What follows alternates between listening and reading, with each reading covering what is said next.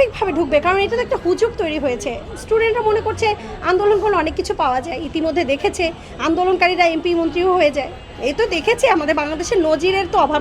তারা রাজনীতি করে সেলিব্রিটি হতে চাচ্ছে। কে বাংলাদেশে কাপড় বিক্রি করা মহিলারা সেলিব্রিটি। হ্যাঁ, এখন খারাপ কথা বলতে হচ্ছে, যত নোংরা কাজ করা মহিলারা, যত নোংরা কাজ করা পুরুষরা আজকে বাংলাদেশের সেলিব্রিটিরা আজকে কোটি কোটি টাকা নাকি ইনকাম করছে এবং তাদের ব্লগে আসে।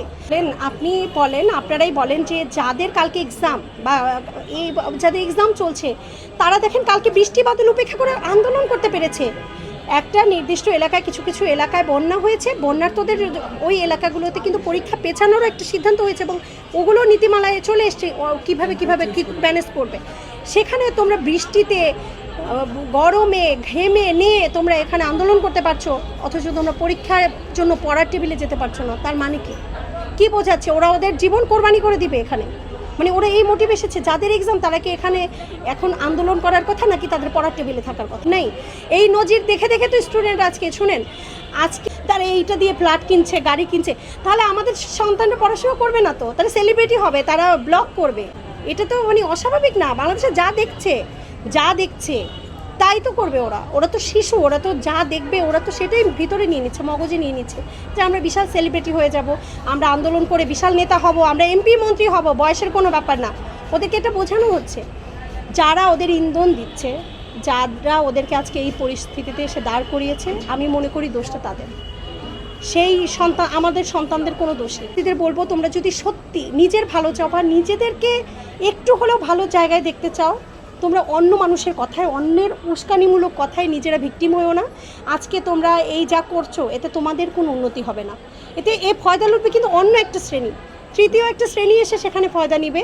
হ্যাঁ, হয়তোবা তোমরা শিক্ষামন্ত্রী পতন ঘটিয়ে ছাড়বে, ওখানে তোমাদেরকে যারা উস্কানি দিচ্ছে তারা একজন শিক্ষামন্ত্রী দিবে, তারা কোটি কোটি টাকা ইনকাম করবে, বাণিজ্য করবে, শিক্ষা নিয়ে বাণিজ্য করবে।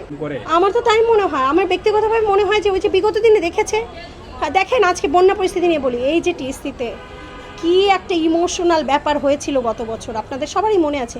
কি বিশাল মানুষ, ব্যাংক ট্যাঙ্ক, তখনই হেসেছি আমি তখনই হেসেছি যে এই যা করছে না।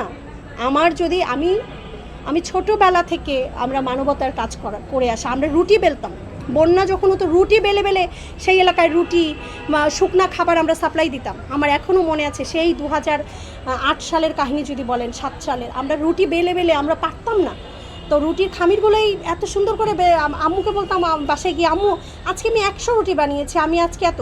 আমরা ঘরে ঘরে গিয়ে চাল তুলতাম, ডাল তুলতাম, তারপর আমাদের একটা টিম গিয়ে সেখানে দিয়ে আসতো খাবার। আমরা কিন্তু ছোটোবেলা থেকে এই বন্যার্তদের পাশে আমরা দাঁড়িয়েছি। আর গত বছর কি হলো দেখলেন, বন্যা টন্যা ভুলে গেছে মানুষ। কারণ কি, ওই যে বন্যার্তদের টাকা নিয়ে এত বেশি নয়ছয় করা হয়েছে, এখন মানুষ আর দিচ্ছে না। তো মানুষ এখন আর বন্যার্তদের ভুলে গেছে। সোজা কথা, বন্যার্তদের আমার মনে হয় কি জানেন, ওই ইস্যুটা নিয়ে কেউ কথা না বলতে পারে, তাই এই ইস্যুটা সৃষ্টি করা হয়েছে। আমার মনে হচ্ছে আমাদের বাংলাদেশে একটা ইস্যু দিয়ে আরেকটা ইস্যুকে ধামাচাপা দেওয়ার ঘটনা তো নতুন নয়। একটা ইস্যু আসবে, আরেকটা ইস্যু ধামাচাপা হয়ে যাবে। এটাই আমাদের বাংলাদেশের মানে সুন্দর একটা সলিউশন।